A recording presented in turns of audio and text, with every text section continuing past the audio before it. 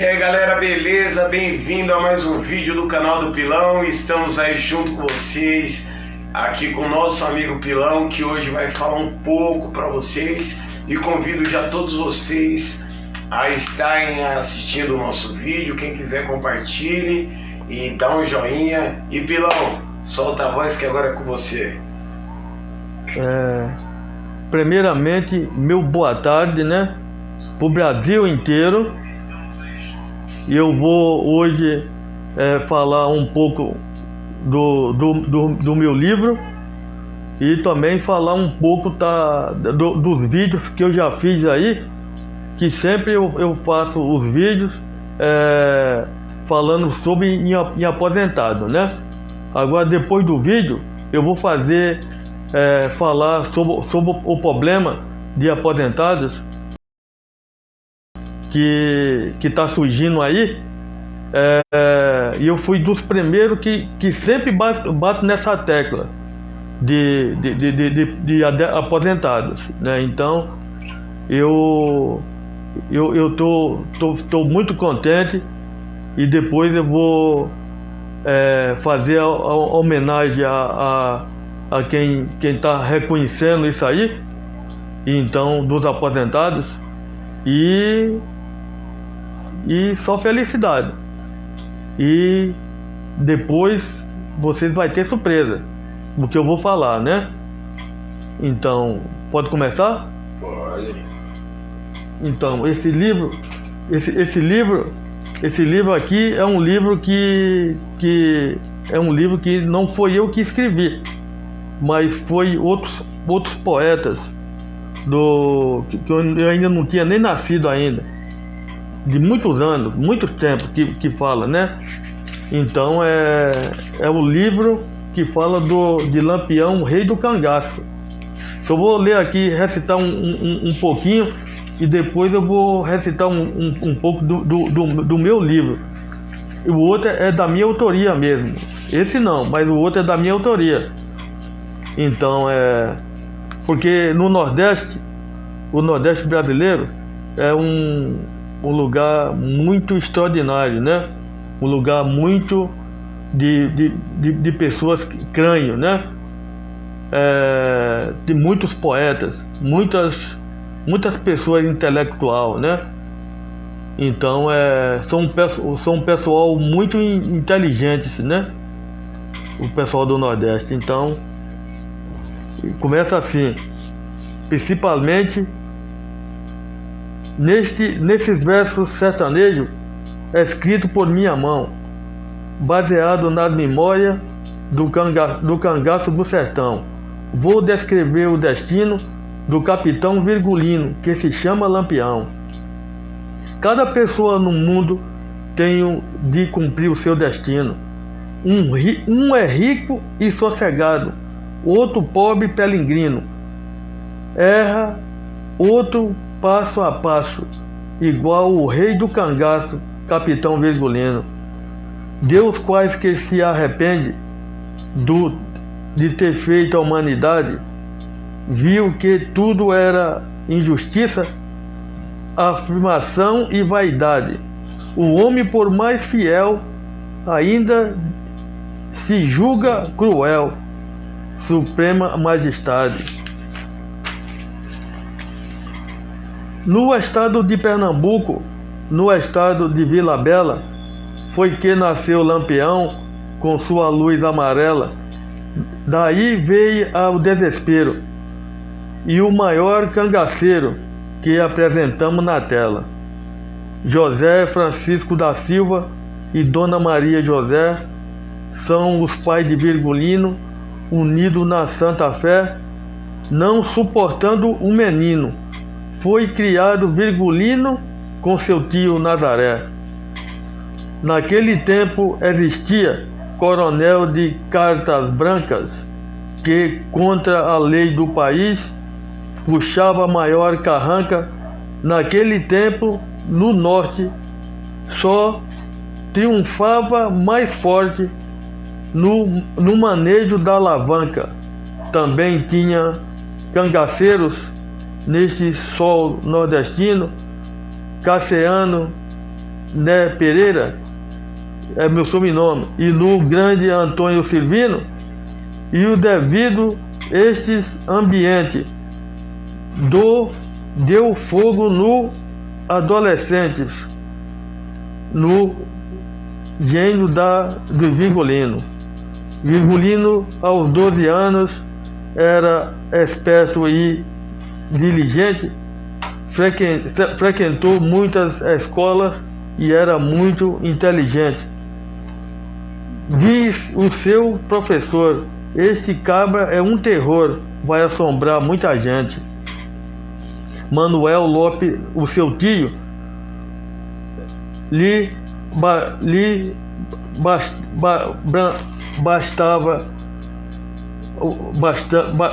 dedicava muito amor e dizia: este menino deveria ser um doutor.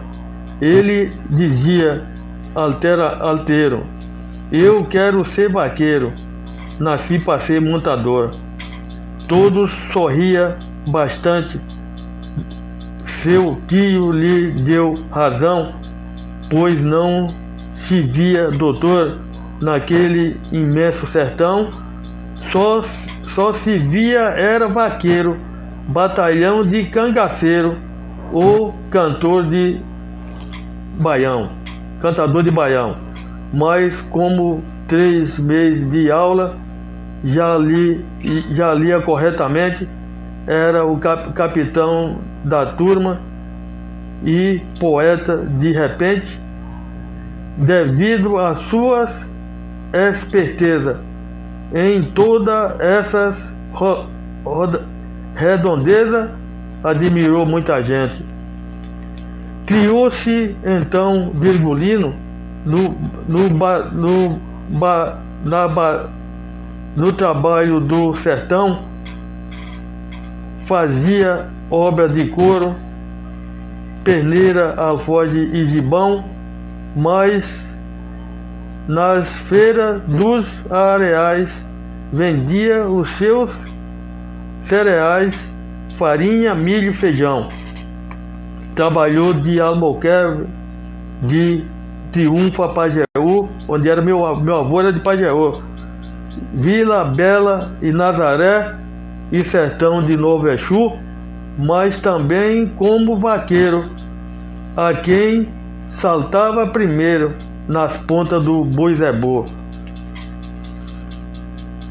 Montador de burro brabo, só tinha ali Virgulino, mesmo na selva, e montava, deixava o bicho mofino, por ser cabra resolvido. Trocou bem conhecido nesse sertão nordestino. Agora eu vou parar porque senão fica muito comprido, aí não vai dar para ler o romance todo. Agora eu vou ler um pedacinho aqui do meu. Que livro é esse, Antônio? Era o livro de Lampião. Não, esse seu. Esse aqui, a história do reino do Monte Verde, aventura de Alibertino contra o Chico Vicente. Isso. Quanto tempo faz que você escreveu esse livro? Tem aproximadamente, olha, talvez tenha mais de 13 anos. Isso. É o seu primeiro livro, esse daí? Não, eu já escrevi, por a misericórdia de Deus, já escrevi 17 livros. E tenho mais 6 livros que ainda não é que eu vou editar o livro, né? Esse livro você escreveu aqui em São Paulo mesmo? Eu escrevi aqui em São Paulo, todos eles. Mas só que teve alguns que já veio na minha cabeça de lá. Da Bahia. Trouxe lá de Pilão Arcado. Então. E com quantos anos o senhor veio de Pilão Arcado? Eu vim com 22 anos. E desde então está aqui em São Paulo? Estou aqui já desde 77. Isso, então o senhor já está mais... Eu trabalhei na Companhia do Estado, que se diz estatal, né? Da Sabesp. Eu trabalhei 32 anos e 8 meses na Sabesp. E fazia o trabalho de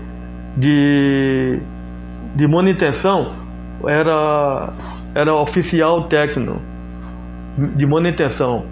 Então eu era oficial B4, porque lá tem esse negócio de letra, né? Sim. E aí o senhor se aposentou e dedicou a um livro, ou o senhor já escrevia mesmo na Sabesp? Já escrevia sim. E depois, antes, lá também eu cheguei a fazer uns eventos e cheguei a ir até lá no segundo salão de eventos, Sim. aí no Rio de Janeiro. E eu fiz uns 4 eventos. Sim. E eu cheguei a tirar a patente. Sim, então o senhor tem 4 eventos e 16 livros. Então eu cheguei a fazer a patente dos eventos, só que todos eles não tive condições de prosseguir, porque me roubaram, né? Sim. Caiu em domínio público, aí eles pegaram. Sim. Fala um pouco da sua infância em Pinarcado, para os pessoal conhecer um pouco da sua infância, como foi a sua infância. O senhor aprontava muito, nadava muito no rio? Eu nasci no Rio São Francisco, lá que era perto do Rio São Francisco. Sim. A minha casa, de lá da casa do meu pai, eu via o rio, né? Tinha lugar que quase você não via o outro lado. Então eu aprendi a nadar por mim mesmo, com os outros moleques, né? E onde chegou a morrer algum deles afogado, né? Então eu dei mais sorte, eu aprendi a nadar por a natureza mesmo. Então vivi à vontade. E sua família é grande? Minha família é grande, em Pilão Arcado, né? Seu pai era o que em Pilão Arcado? Meu pai ele trabalhava, ele tinha chama açougueiro, né? Ele tinha um açougue, aí ele tocava assim a bem negócio, mas também ele tinha a roça dele, na parte de agrícola, né? De agricultura, né? Sim. Ele plantava lá na minha cidade, era igual o Egito. Tinha o rio, quando o rio entrava, banhava os lameiros, os terrenos. Aí os terrenos ficavam férteis, e aí os pessoal plantava, tinha outros que pescavam, e todo mundo vivia tranquilo.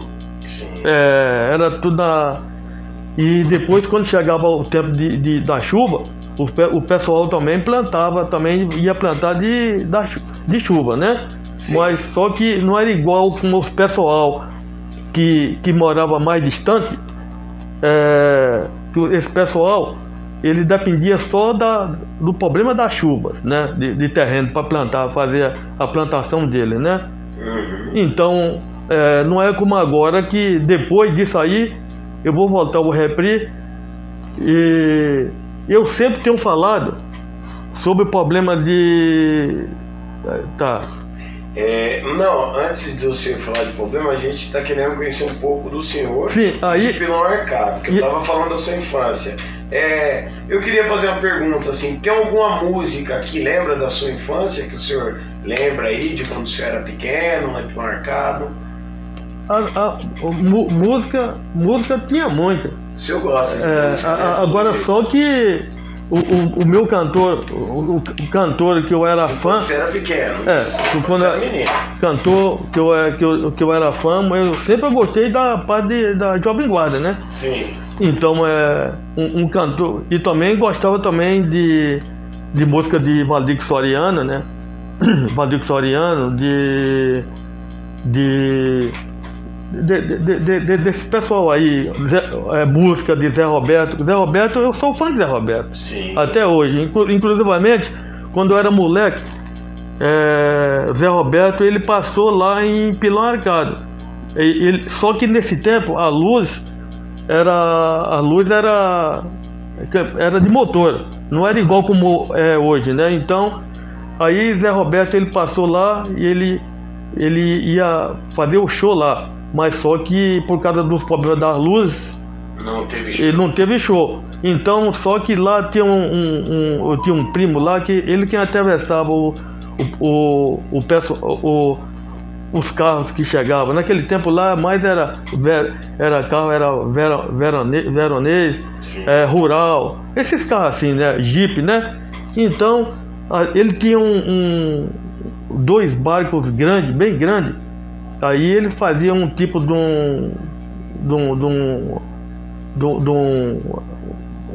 engenharia lá que dava para atravessar os carros pequenos, né? Sim. E atravessava para um lado, do outro lado, atravessava para o outro lado, para cá. Porque na terra onde eu morava lá para cá, era Pernambuco. Agora, quando atravessava o rio para o outro lado, chamava o lugar Barrinha, né?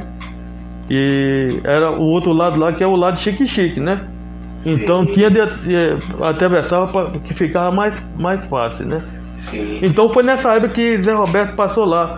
E o senhor, fã aí do Zé Roberto, Valdir Soriano, o senhor aprendeu a tocar alguma coisa? O senhor toca? O Valdir Soriano, o Roberto também, eu gosto da música de Roberto, né? Sim, não, tô falando assim, aí o senhor lá em Pilão Arcado, na Bahia, o senhor tocava? O senhor tocava assim, coisa? eu tinha uns primos meus que eles tocavam acordeão. Então, às vezes quando meus primos eles deixavam acordeão lá, eu era curioso, aí eu pegava ali e tal. Aí depois eu comprei uma 24 baixos, que era um acordeãozinha. Consegui. Aí não era muito boa não, era um pouco meio desafinado, não era muito boa. E aí eu consegui fazer algumas músicas, algumas coisas. E nós cheguei ainda até tocar assim um pouquinho assim para baile mesmo. Assim, o pessoal gostava, dançava, né? Aí depois consegui arrumar uma 80 com muita dificuldade, né? E puxava o fole. Aí tocava e as meninas dançavam ali e o pau quebrava, né? Porque a pessoa não pode viver também sem um advertimento, né? Sim. Então são essas lembranças que o senhor trouxe de Pilão Arcado para cá, para São Paulo, que colocou na sua mente de escrever, de falar um pouco, forma de poesia, de literatura de cordel, um pouco da história para que o pessoal também conhecesse a cultura de Pilão Arcado. E digo mais, o meu pai, eu me inspirei por meio de literatura de cordel, de literatura, por causa do meu pai. Porque meu pai, ele era um verdadeiro poeta, né? E eu acho que ele não chegou ainda a fazer até livros para aqueles poetas lá nordestinos lá. Então só que ele não chegou a fazer livro como eu fiz o livro. Publicou, né? Fez a publicação do livro, né? Então, só que eu para ele, eu acho que eu não puxei, devo ter puxado um pedacinho da unha dele, né? Ele era bom. Porque eu não sei como, mas eu me esforço, né? Vamos ver um pouquinho do seu livro, então? Então, Esse bate-papo legal. Mas nós vamos falar ainda... Sim, vamos ver um pouquinho do livro, aí depois... Então, o seguinte... Qual que é o nome do livro mesmo? Esse livro aqui é A História do Reino do Monte Verde. Aventura de Alibertino contra o bruxo Chico Vicente. Isso. Então, o livro começa assim. Desse jeito. Porque quando eu estou fazendo o livro, é um tipo repente, né? Sim. E aí eu tenho muito livro, então é difícil você gravar todo, né? Sim. Porque é terrível. Porque algumas coisas você consegue esquecer. Então, aqui fala... No reino do Monte Verde residia um feiticeiro. Esse bruxo se chamava Chico Vicente. Esse reino era estrangeiro na banda do Oriente. Então esse feiticeiro, o que quisesse fazia, encantavam a cidade com a sua feitiçaria, porque tinha muitos bruxos para fazer o que queria. E na casa do feiticeiro tinha um grande caixão, um grande quarto que havia pertencendo ao salão. Livro de todo tipo, tinha toda explicação. Para qualquer parte do mundo que o feiticeiro estudava, em alvo qualquer vivente, o bruxo se transformava, e por força de bruxaria batia a asa e voava. Então naquele reinado morava então o senhor, era muito pobrezinho, chamava Nanô, casado com uma dona por nome de Leonor. Nanô era tão pobre que nem um salário mínimo ele ganhava. Com a senhora Leonor, pois até fome passava, mas sempre religioso, contudo se conformava. Nesse tempo a sua esposa deu luz de um homenzinho. Quando nasceram, combinaram para tomar por padrinho. Vamos o feiticeiro batizar o garotinho. Foi a carta de convite, se o feiticeiro podia batizar. O feiticeiro era sujo, mandou outro em seu lugar. Como ele era sujo, mandou outro em seu lugar. Ali se batizou aquele lindo menino. Só Deus sabia qual seria o seu destino. Combinaram dar o nome da criança Libertino. Foi se crescendo, um menino na escola nunca ia. Tinha o seu livro. O feiticeiro queria para ele mesmo criar. Quando ele tivesse 8 anos, ele mandava buscar. Então, foi se criando um menino, na escola nunca ia. Tinha o seu livro escondido para ver se aprendia. Nem seu pai nem sua mãe desse segredo sabia. Nesse tempo a Libertino sabia ler e contar. Dizia que não sabia para ninguém desconfiar. Então, para a casa do feiticeiro, o menino foi levado. Se ele sabia ler, logo foi interrogado. Mas a Libertino negou, para isso nasceu adotado. Era o bruxo experiente, ali um livro apanhou e disse: me diga que letra é essa? Ali o menino perguntou: isso aqui é um garrancho, a Libertino falou. Então ele se conformou que o menino não sabia ler, não sabia ler, nada disso aprendia. Então ele, quando foi um belo dia, o bruxo destinou, botou o dedo no chão e uma oração rezou, virou-se num falcão e velozmente voou. A Libertino, que lia o livro todo dia, que estava observando, quando o bruxo foi embora, ele foi se levantando, falou as palavras mágicas e também foi se encantando.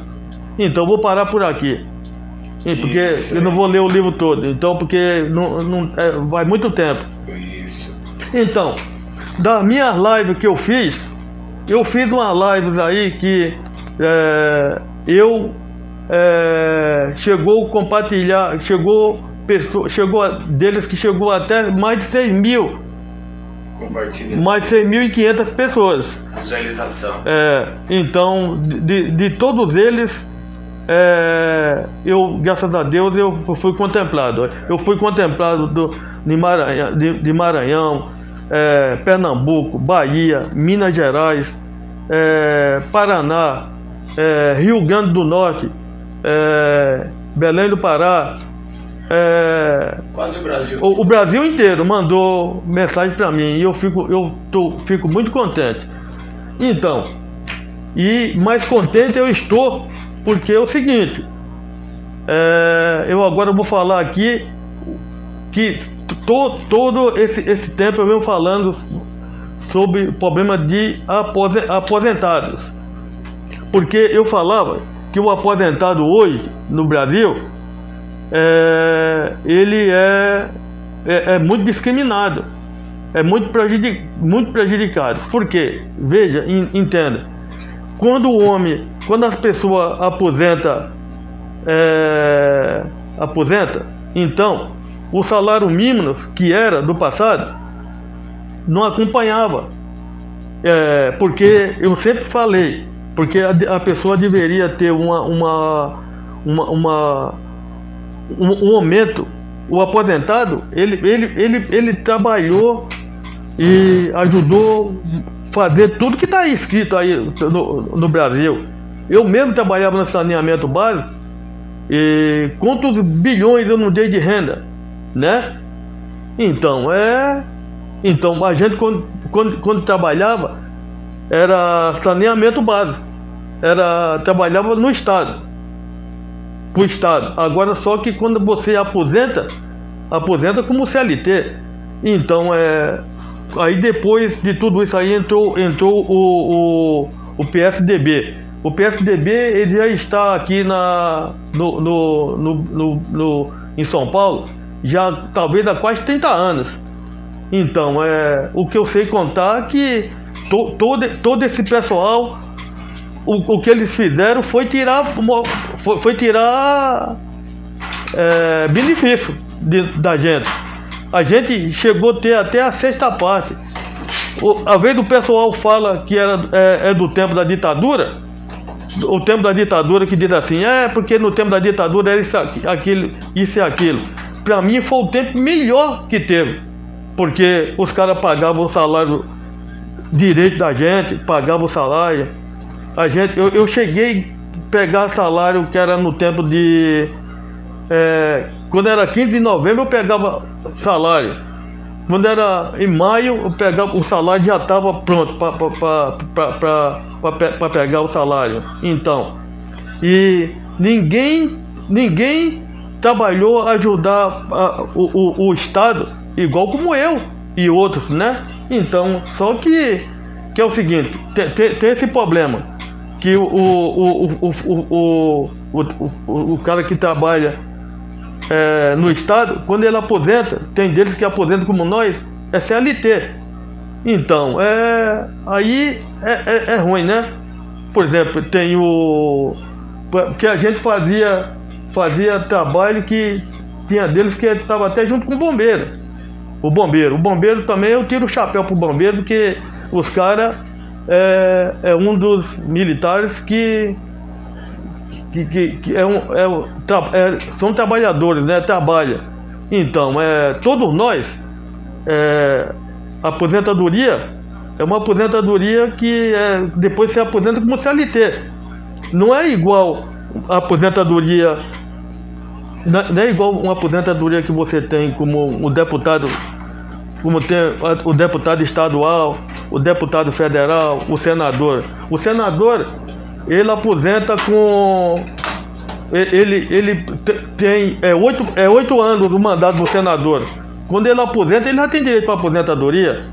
O deputado federal, ele tem 8 anos, ele tem direito a uma aposentadoria. E o problema é que essa aposentadoria de deputado federal, deputado estadual, senadores e pessoas também do STF, então são tudo vitalícios, são tudo...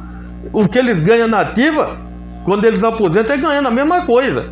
Então, eu te falo uma coisa, que eu falei aí sobre o problema de aposentado, porque o aposentado hoje, ele paga muito imposto. Esse imposto começou do tempo de Fernando Henrique, aí passou por o imposto por o Lula, Dilma, e depois, agora de Fernando, de Bolsonaro, que é o meu candidato, é o meu presidente. Então é o que está agora.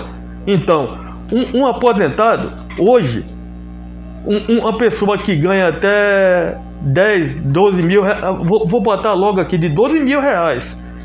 Poxa, o imposto é muito alto. Então deveria, pelo menos, se fosse para pagar imposto, porque o aposentado não tinha direito de pagar imposto. Mas se fosse para pagar, pelo menos não fosse uma porcentagem que é muito alta. Então, eu agradeço isso aí. Eu estou agradecendo muito o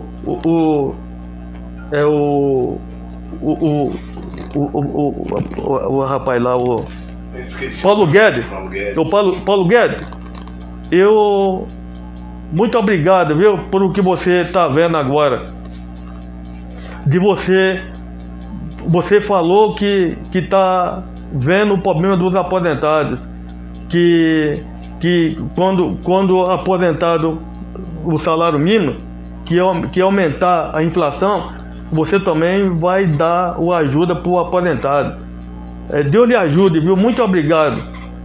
Então, conta comigo, que o que eu posso fazer, Paulo Guedes, é lhe agradecer você fazer isso aí, né?